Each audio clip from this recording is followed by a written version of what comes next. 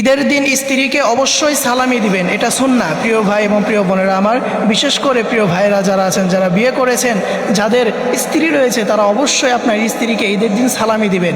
কারণ এই রমজান মাস সারা মাস জুড়ে রোজা রেখে কষ্ট করে আপনার জন্য ইফতারির ব্যবস্থা করেছে, আপনার জন্য সাহরির ব্যবস্থা করেছে, সারাদিন কষ্ট করে রোজা রেখেছে, আপনিও রেখেছেন, আপনার স্ত্রীও রেখেছে।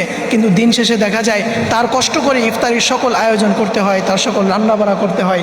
এই যে সারা মাসে কষ্ট করলো, সুতরাং সব থেকে বেশি হাদিয়া, সব থেকে বেশি সালামি তো আপনার স্ত্রীকে দেওয়া উচিত।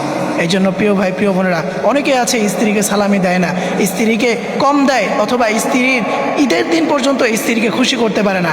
তার চেয়ে বড় কাপুরুষ আর কেউ হতে পারে না প্রিয় ভাই প্রিয় বোনেরা। এই জন্য কখনও আপনি স্ত্রীকে কখনো আপনি ঈদের দিন সালামি না দিয়ে রাখবেন না। অবশ্যই সব থেকে বেশি আপনি হাদিয়া, সব থেকে বেশি সালামি আপনি ঈদের দিন স্ত্রীকে দিবেন। তাহলে দেখবেন আল্লাহ তাআলা খুশি হয়ে যাবেন, এবং আপনাদের সংসারের ভিতরে দেখবেন আল্লাহ তাআলা রহমত দিয়ে ভরপুর করে দিবেন, এবং আপনাদের স্বামী স্ত্রীর ভিতরে যে ভালোবাসা, একে অপরের প্রতি যে টান, এটা আল্লাহ তাআলা আরও অনেকটাই বৃদ্ধি করে দিবেন। এই জন্য প্রিয় ভাইরা যারা আছেন, অবশ্যই আপনার স্ত্রীকে ঈদের দিন সালামি দিবেন, এবং সব থেকে বেশি যে হাদিয়া, সেটা আপনার স্ত্রীকে দেওয়ার চেষ্টা করবেন। তাহলে দেখবেন ইনশাআল্লাহ আল্লাহ তাআলা আপনার সংসারের ভিতরে সুখ, শান্তি এবং রহমত দিয়ে ভরপুর করে দিবেন। আল্লাহ তাআলা আমাদের সকলকে, তাদের প্রত্যেকের স্ত্রীকে ঈদের দিন সালামি দেওয়ার তৌফিক দান করুক। সকলেই পড়ি আমিন।